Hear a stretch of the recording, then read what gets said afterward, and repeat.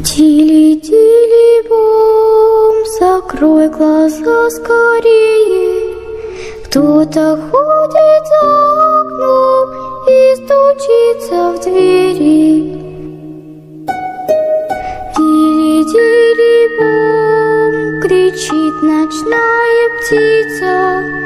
Он уже пробрался в дом, где кому. Assalamualaikum warahmatullahi wabarakatuh.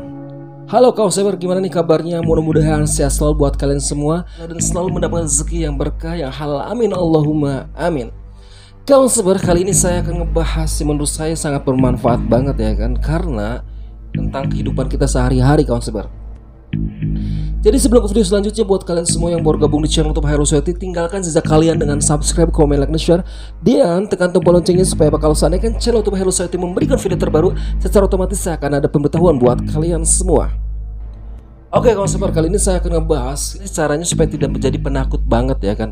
Nah, ada beberapa tahapan kawan sahabat yang saya pelajari ya kawan sahabat ya. Ini bukan hanya bicara doang, tapi pengalaman pribadi ya kawan sahabat ya.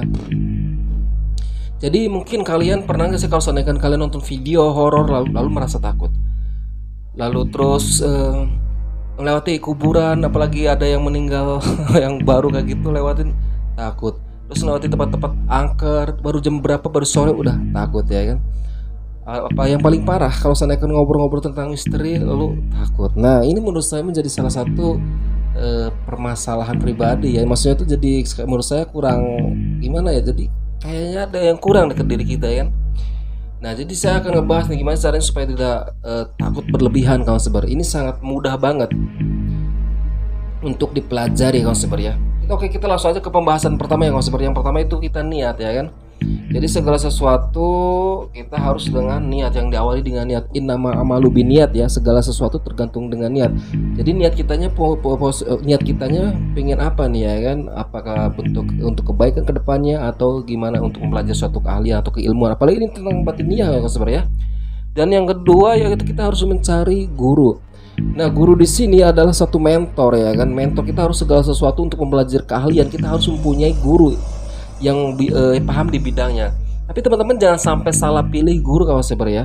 Karena kalau seandainya kan kita untuk belajar suatu keilmuan apalagi tentang batin ya kan, terus teman-teman cari gurunya salah kaprah, ngajarin yang keluar dari syariat Islam ya kawan sahabat. Contoh seperti kita percaya jimat dan lain-lain, dan nanti salah kaprah ya.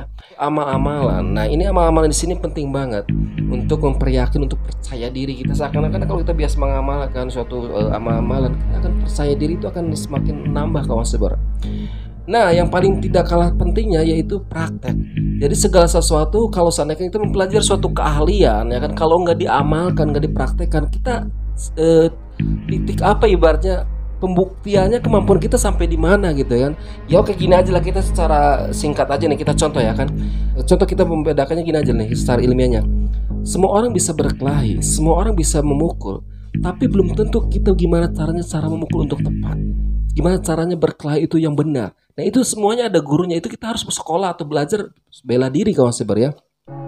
Kalau contohnya ke bela diri nih, itu kita beda. Karena kita untuk melatih perut gimana caranya supaya pukulannya mantep, gimana cara itu ada sekolah atau ada pelajarannya kalau yang harus digali. Nah begitu pula dengan ilmu batiniah ini kalau seperti ilmu goib kayak gini ya. Menurut saya ini kan tentang batiniah dan lahiriah yang bisa kelihatan dan tidak kelihatan ya sebenarnya.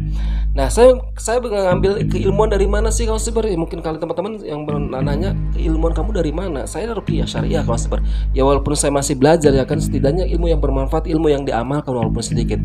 Ya jadi kawan sahabat, kalau seandainya kita untuk mengatasi kemampuan kita, minimal kita bisa mengatasi orang-orang kesurupan ya kan. Cara orang-orang kesurupan gimana mengatasi untuk menyembuhkannya.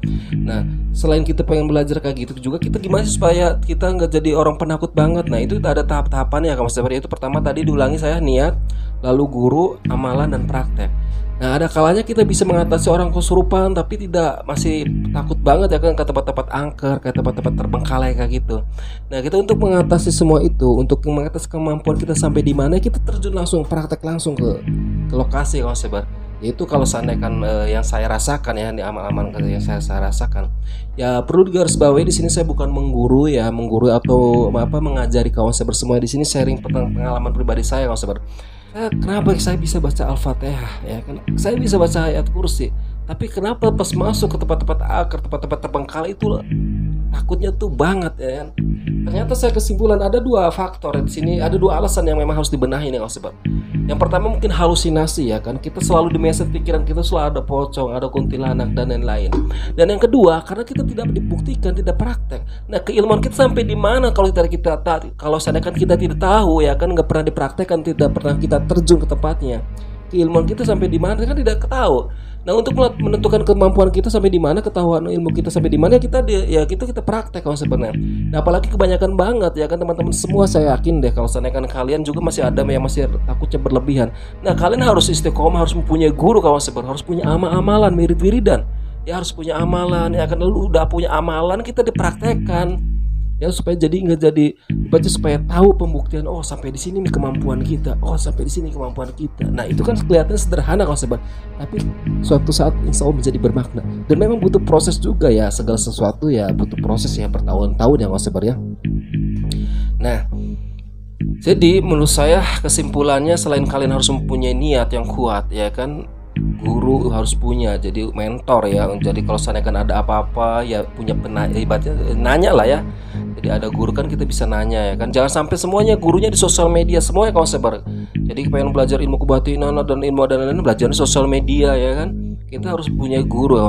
Dan saya mempelajari ilmu itu tidak ke dukun, tidak ini ya, dari sumber dari Al-Quran dan Hadis kalau sebar. Kenapa sih dari Al-Quran dan Hadis ya? Orang Islam kan pegangan cuma dua kalau sebar, itu Al-Quran dan Hadis. Nah, ruqyah syariah itu ya dari Al-Quran dan Al-Hadis itu kalau sebar keilmuannya gitu kan kalau sebar ya. Sumbernya semuanya ya dari situ semua. Dan di sini tidak asal teori atau asal berbicara doang kalau sebar ya. Dan saya udah melakukan atau udah praktek mengeksplor langsung tempat-tempat angker ya, memang hawanya menurut saya beda banget ya. Ya mungkin kenapa bisanya beda, jadi gini aja lah, kita pakai logika kalau sebar ya. Kita masuk ke tempat-tempat kayak ruangan terbengkalai kan biasanya pengap ya, atau ada kalau malam kan dingin biasanya. Ini kan kenapa jadi ternyata kayaknya beda banget energi itu kawan sebar.